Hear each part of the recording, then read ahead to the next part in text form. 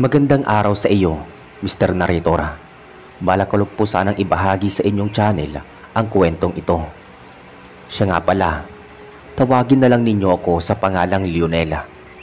Itong kwentong aking ibabahagi ay naging karanasan ng aking tatay Sendo noong siya ay binata pa lamang. Noong mga panahong yon ay nasa edad na 21 anyos pa lamang siya. Dahil wala pa namang balak na mag-asawa ang aking ama, nagpasya siyang ligawan ang mga babaeng kanyang natipuhan. Kapag nagiging nobya niya ito, ay doon niya kinikilatis ang ugali at inaalam kung nababagay ba iyon sa kanya. Isang beses may isang dayo raw sa kanilang baryo na kaagad na nakaagaw ng pansin ni tatay.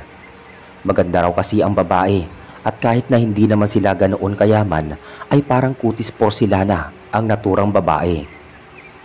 Tawagin na lang natin siya sa pangalang ni Lina. Bagong dating lang noon si Lina sa kanilang baryo at agad daw itong nagtayo ng munting kainan. Dahil sa madalas daw na maiksi ang kanyang suot na halos kita na ang mga pribadong parte ng katawan niya, marami ang mga parokyano ng kanyang kainan. Maging ang mga tricycle driver daw na nasa bayan ay dumadayo pa sa baryo ni tatay. Isang beses nang mabalitaan ni tatay ang patungkol sa naturang babae. Nagpasya siya na puntahan iyon. Malayo pa lamang siya ay hinahanap na niya ng kanyang paningin ang babae. Isang beses pa lang niya itong nakita at kahit na ganoon ay hindi niya na nakalimutan ang maamong muka ni Lina. Pagdating niya sa kainan ng babae ay agad siyang bumili ng pagkain doon. Maswerte noon ang aking ama dahil ang babaeng kanyang pakay sa kainang iyon ang siyang nagbigay ng kanyang pagkain. Hindi na pinalampas pa ng aking ama ang pagkakataon. Kinausap niya si Lina at kahit paano ay napansin din siya ng naturang babae. Naging magaan din ang loob ni Lina sa kanya, bagay na siyang nagbigay ng pag-asa sa aking ama. Ilang beses pang pabalik-balik si tatay sa kainan na iyon hanggang sa inihayag na nito ang pagnanais niya sa babaeng ligawan ito. Dahil wala pa namang nobyo ang babae, pumayag ito na ligawan siya ni tatay. Dahil medyo nahihiya pa naman si tatay, doon na muna niya dinadalaw sa kainan itong si Lina. Hindi rin kasi siya niyayaya ng naturang babae na pumunta sa bahay nila dahil ayaw namang isipin ni Lina na baka nagmamadali si tatay. Hinayaan na lang niya ang babae sa kung anumang magiging desisyon nito. Isang araw, pinuntahan si tatay ng kanyang kaibigan at meron siyang ibinalita doon. Dahil parang nagmamadali ang naturang kaibigan ni tatay, agad niyang inusisa ito kung ano ang ibabalita nito sa kanya. Hindi naman noon nagdadalawang isip ang kaibigan ng aking ama na sabihin kung ano ang kanyang nalaman. Sinabi nito kay tatay na may napag-alaman daw nitong aswang si Lina. Hindi naman noon makapaniwala ang aking ama sa kung anumang nalaman niya. Subalit nang sabihin ng kaibigan ni tatay na may ibang nakakita sa babae na may biniktima sa kabilang baryo, doon na nagsimulang makaramdam ng takot si tatay. Subalit dahil ayaw niyang sumama ang loob ng kanyang nililigawan sa kanya, siya na mismo ang tutuklas ng kung anumang pagkatao ni Lina. Sinabi iyon ni tatay sa kanyang kaibigan at nagwika naman ito na maghanda na lamang siya ng kalamansi nang sa gayon ay magagawa niyang alamin kung ano ang siyang pinapakain sa kanya ng kanyang nililigawan. Dagdag pa nito, paniniguro lang ang kanyang gagawin nang sa gayon ay hindi siya mahawaan ng naturang babae. Napatango na lamang noon si tatay sa kanya at sinabi na siya na ang bahala sa pag-alam ng totoo. Noon din, umalis na noon ang kaibigan ni tatay at naiwan siyang napapaisip ng malalim dahil sa kanyang nalaman. Noong tuluyan nang nakaalis na ang kaibigan ni tatay, nagpasya na rin siyang umalis. Wala siyang ibang naisip na gawin kung hindi ang puntahan ang kanyang nililigawan nang sa gayon ay malaman niya ang katotohanan. Wala siyang naging pakialam noon kung malapit nang dumilim noong mga sandaling yon. Ang nais lamang kasi niyang makita si Lina noon. Nagdala na rin siya ng 2 pirasong bunga ng kalamansi para kapag nagkataon ay mapapatunayan niya na mali o tama ang kanyang kaibigan sa kung anumang sinabi nito sa kanya. Pagkarating ni tatay sa maliit na karinderya ng kanyang nililigawan, nakita niya kaagad ito dahil doon nilapitan niya ito at saka kinausap. Nagkwentuhan naman silang dalawa hanggang sa tuluyan ng lumalim ang gabi. Niyayanin ni Lina si tatay na sa bahay na lamang nila matulog, kaya agad na naisip ng aking ama ang sinabi ng kanyang kaibigan. Hindi naman noon tumatanggi si tatay at pumayag siya sa kung anumang alok sa kanya ng babae. Kahit na medyo may kalayuan ang bahay ng naturang babae, magiliw namang sumama sa kanya si tatay. Habang naglalakad sila, nakiramdam ang aking ama sa kanyang nililigawan. Habang nasa ganoong sitwasyon sila, napansin ni tatay na parang nagiging balisa si Nilina. Madalas itong kumakamot sa kanyang katawan at nagpapalinga-linga sa paligid. Nang naroon na sila sa bahaging masukal, nagulat si tatay nang tumigil daw ang babae na kanyang nililigawan. Tumigil na rin naman noon si tatay at agad na nagtanong kung ano ang problema niya. Noon din ay napahawak siya sa kamay ni tatay at agad ding nagwika. Sinabi nito na sinasagot na niya si tatay at magnobyo na silang dalawa. Noon din ay parang may kung anong kuryenteng dumaloy sa puso ng aking ama. Napalundag siya sa tuwa at agad na napayakap kay Nilina na noong mga panahong yon ay nobya niya na. Halos hindi makapaniwala ang aking ama noon, kaya ilang beses pa niyang natanong ang babae. Sinigurado naman sa kanya ni Nilina na tama ang kanyang narinig.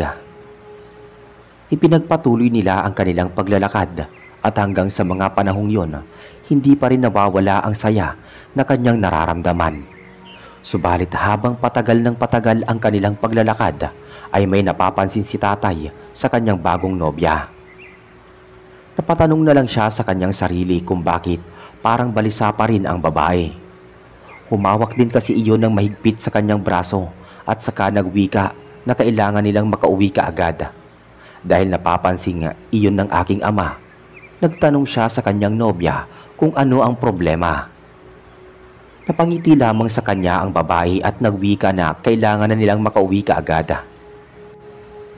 Noong makaalpas na sila sa bahagi masukal, namata na sila ng kaunting liwanag na nagmumula sa buwan.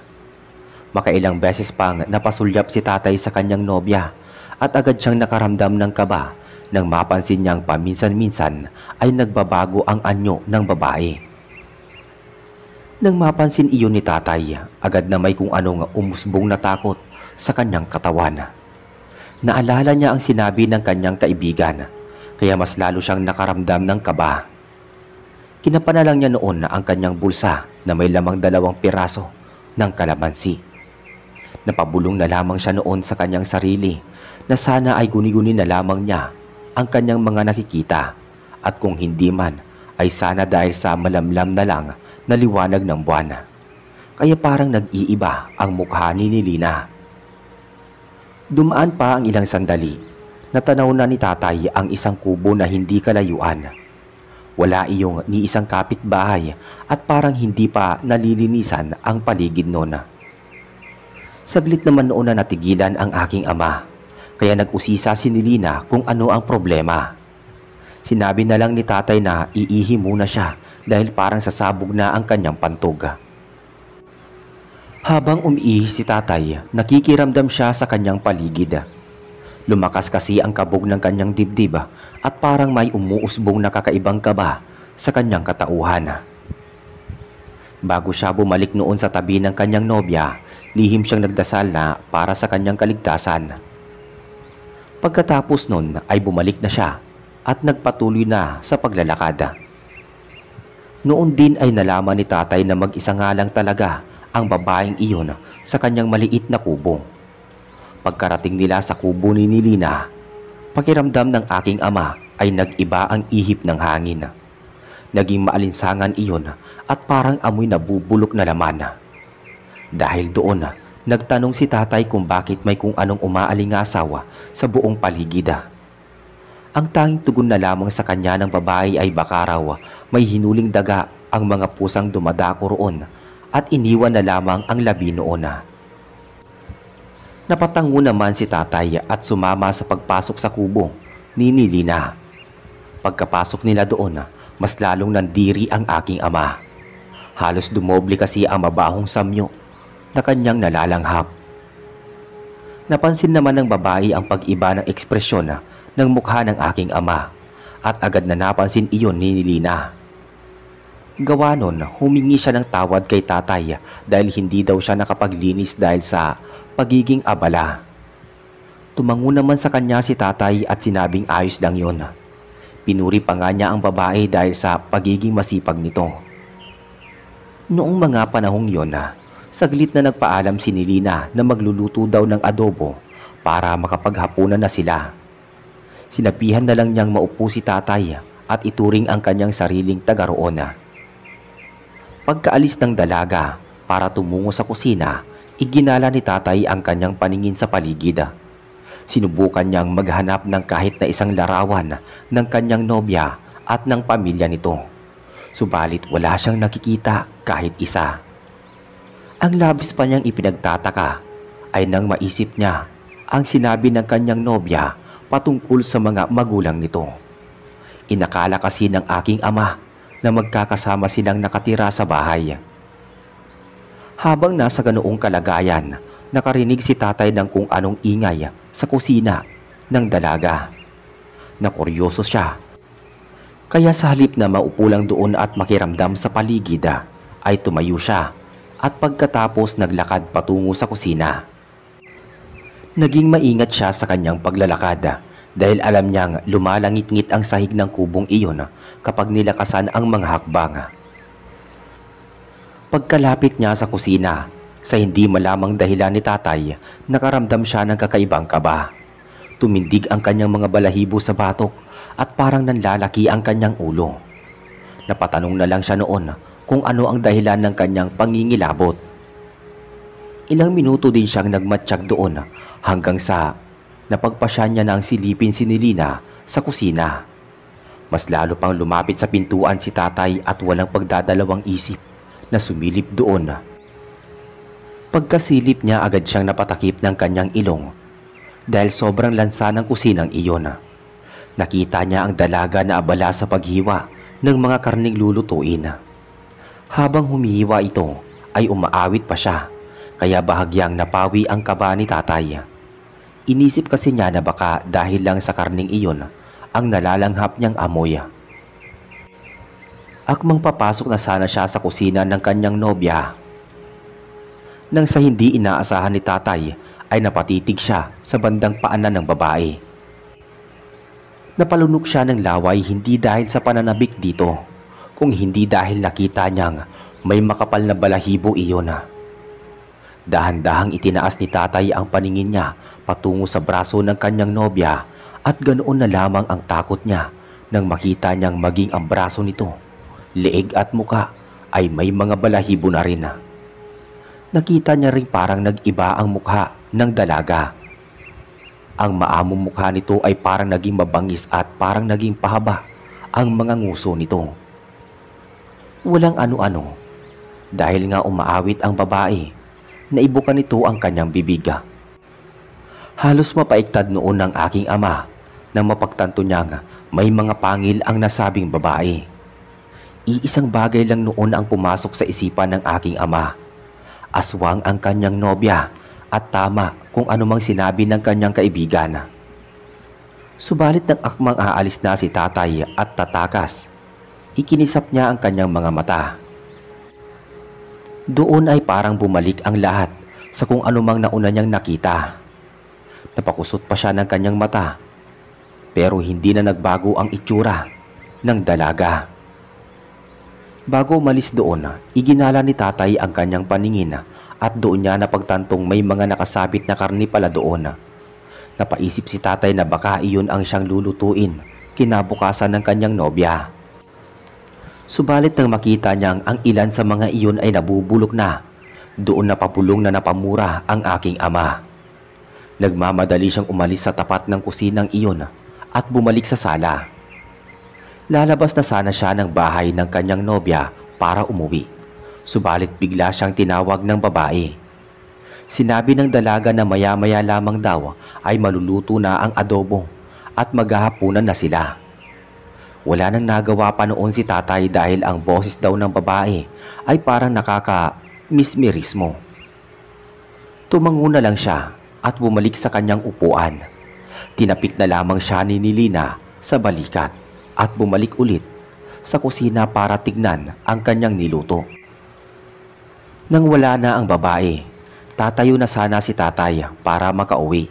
Ngunit labis ang kanyang pagtataka nang nanghina siya at parang may kung anong pumipigil sa kanya para hindi siya umalis doon.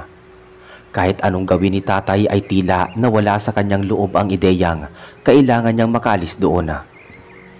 Sa kadahilan ng iyon, bumalik siya sa kanyang inuupuan at pagkalipas lang ng ilang minuto ay lumapit na sa kanya ang kanyang nobya na may dalang isang mangkok ng adobo at kanin.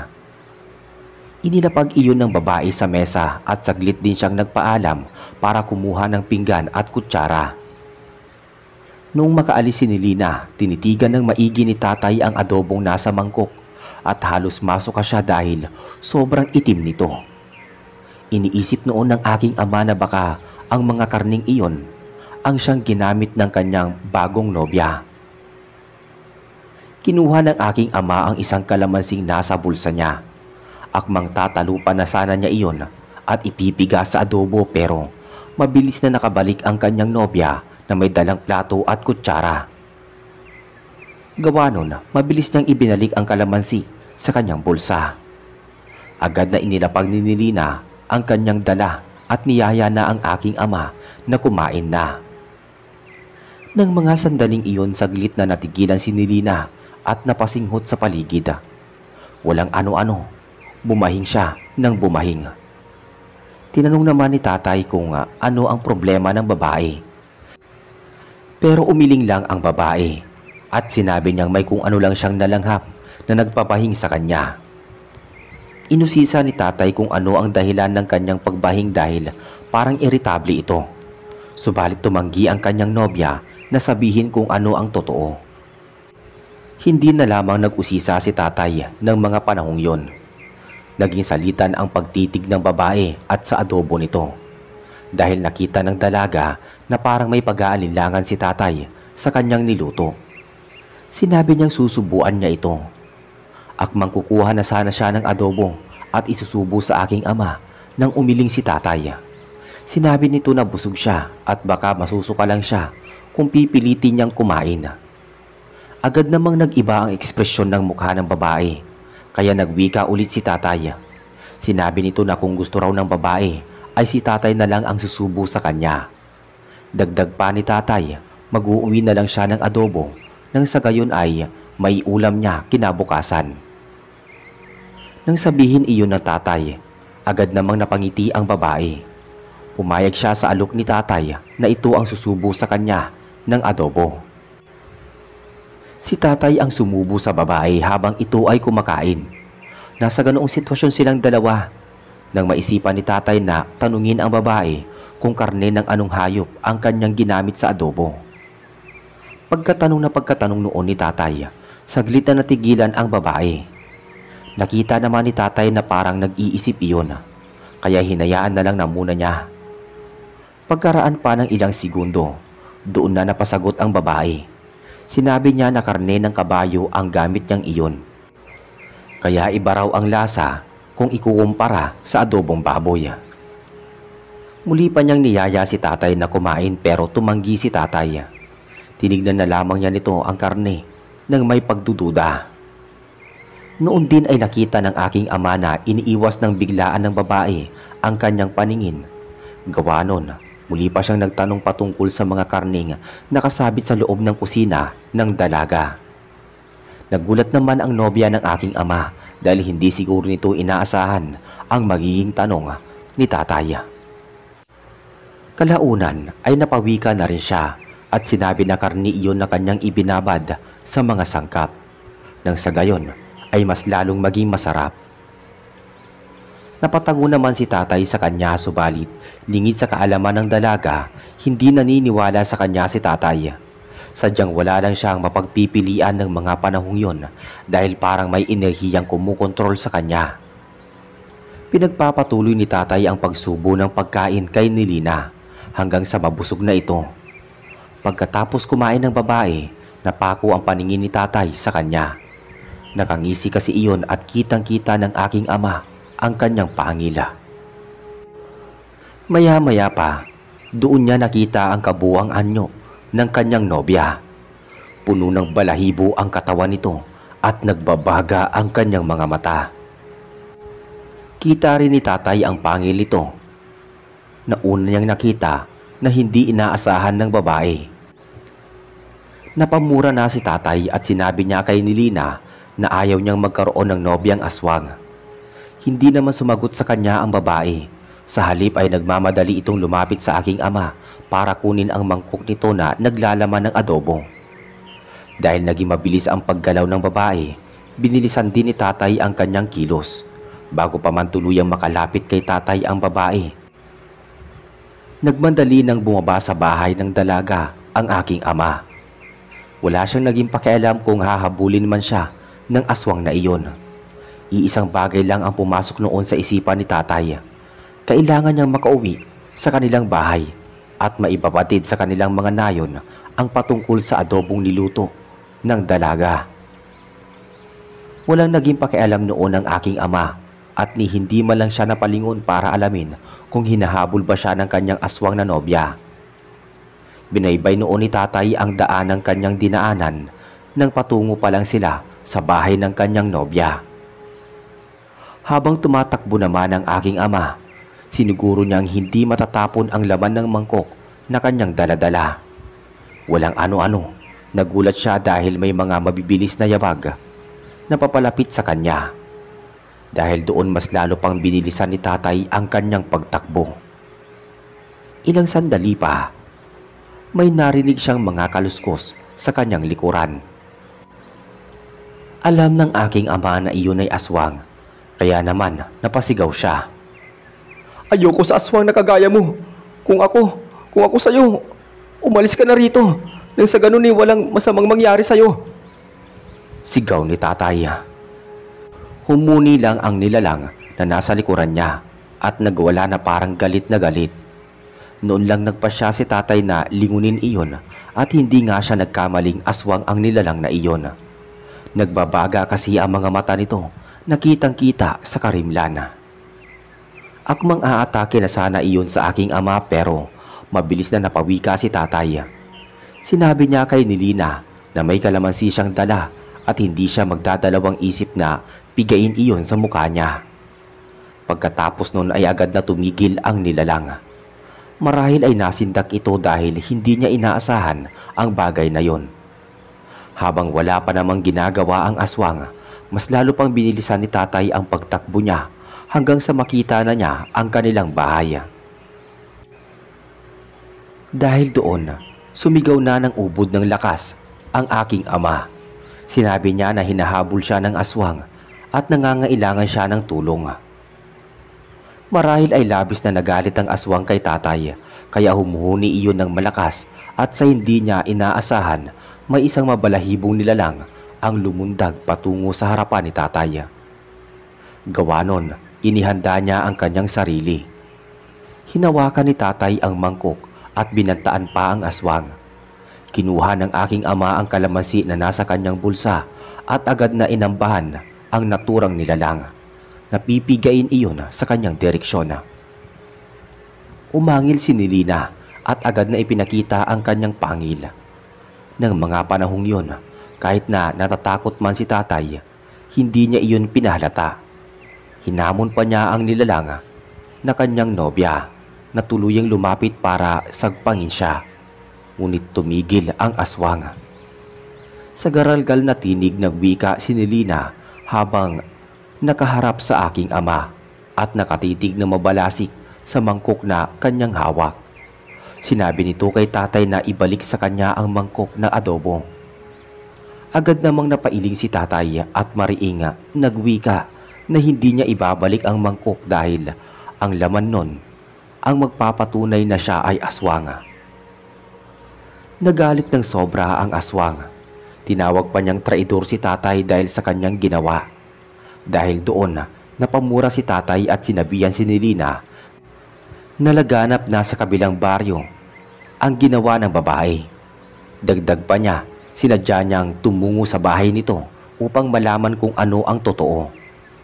Isinalaysay na rin ni tatay kung ano ang mga patunay na naroon sa bahay ni Nilina na siyang naging palatandaan ng kanyang pagiging aswang. Umangil uli ang nobyang aswang ni tatay. Inihanda nito ang kanyang sarili at wala siyang naging pakialam kung may hawak na kalamansi ang aking ama. Sa ilang pagkisap mata, mabilis siyang nilundagan ng aswang. Subalit nagawa niyang ilagan ang nilalang. Muli pang humakbang si Nilina para sunggaban ang aking ama pero agad na piniga ni tatay ang isang pirasong kalamansi sa kanyang direksyon. Natilamsikan si Nilina ng katas ng kalamansi na siyang naging dahilan ng kanyang agad na pagsigaw. Tinitigan siyang maigi ni tatay at napansin ng aking ama na nababalisa ang aswang. Ang balat naman ng aswang na tinamaan ng katas ng kalamansi ay parang nasunog. Napaangil ng malakas ang aswang at sinubukan niyang dilaan ang bahagi na napaso ng kalamansi. Dahil doon nagkaroon ng pagkakataon ang aking ama na tumakas. Mabilis na tumakbo si tatay patungo sa direksyon ng kanilang bahay. Habang tumatakbo, naging panay ang sigaw niya para makahingi ng tulong. Alam kasi niya na may ikakabangis pa ang aswang at baka naisin nitong patayin siya dahil sa kanyang ginawa. Hindi tumigil sa kanyang pagtakbo si tatay hanggang sa ilang metro na lang ang layo niya sa kanilang bahay. Ang labis lang niyang ipinagtataka noon kung bakit walang kahit ni iisa sa mga tao roon ang nagising. Dahil doon nawalan ng pag-asa si tatay at mas minabuti niyang tumakbo na lang ng mabilisan para hindi siya maabutan ng nobyang aswang. Subalit nakailang hakbang pa lang siya noon nang makarinig siya ng mabilis na kaluskos at yabag ng mga paa. Kinutuban ng hindi maganda si tatay at nang saktong paglingon niya, nilundagan siya ng aswang. Dahil hindi iyon inaasahan ni tatay, nabuwal siya sa lupa at tumilapon ang mangkok na may lamang adobo. Mabilis din gumalaw ang aswang at sa isang pagkisap ng mga mata ni tatay, bago pa man siya makabangon, agad siyang inibabawan ng nilalanga. Sinakal siya nito at habang nasa ganoong sitwasyon, naglalaway ang aswang. Pilit naman nagpupumigla si tatay habang nagmumura subalit hindi siya binibitawan ng aswang. Nagwika pa si Nilina na hindi siya papayag na ipagkalat ni tatay ang kanyang tunay na pagkatao. Subalit mariinding nagwika ang aking ama na alam na ng halos lahat ang tunay niyang katauhan. Habang nangangalit ang aswang sa sinabi ng aking ama, marahan namang dinukot ni tatay ang isa pang bunga ng kalamansi na nasa loob ng kanyang bulsa. Nang makuha na niya iyon, ay walang pagdadalawang isip niyang itinapat iyon sa mukha ni Nilina. Buong lakas niyang kinalumos iyon hanggang sa madurog. Dahil naman sa pagkadurog ng kalamansi, tumalamsik ang katas nun sa mata ng nilalanga. Dulot nun binitawan ng aswang si tatay. Nagwala iyon dahil sa hapdi na kanyang nararamdaman. At sa ingay na ginawa nito, doon na nagising ang mga tao sa paligid. Alam nilang ang aswang ang may gawa ng ingay na iyon. Kaya lahat ng mga naroroon, lumabas na ng mga kanilang mga bahay at may mga dalang armas na panlaban sa aswang. Noon din ay mas lalong nataranta ang aswang. Kahit pa iniinda pa nito ang hapdi ng kanyang mga mata, nagmamadali siyang umalis. Hinabol pa siya ng mga tao subalit hindi na inabutan ang naturang nilalang. Nang makaalis na ang nilalang, pinulot ni tatay ang nagkalat na adobo sa lupa at inilagay sa mangkok. Pagkatapos nun, pumasok siya sa loob ng kanilang bahay. Kumuha ulit siya ng kalamansi at walang pagdadalawang isip na pinagaan ng karning ito. Ganoon na lang ang gulat ni tatay dahil ang tekstura ng karne ay katulad ng mga karning nakasabit sa kusina. Magmula noon umalis na sa lugar nila ang naturang babae at wala nang nakakaalam kung saan na iyon tumungo. Dahil napatunayan ni tatay na tama ang sinabi ng kanyang kaibigan, nag-alangan na ang aking ama na magkaroon ulit ng kasintahan. Ilang taon pa mula noon nang maging magkakilala sina nanay at ng tatay ko, at noon lang ulit naligaw si tatay. Sa kabutihang palad, sinagot naman siya ni nanay at kalaunan ay nagpakasal silang dalawa para makabuo ng kanilang pamilya. At dito na po natatapos ang ating kwento. Maraming salamat po sa inyong pakikinig.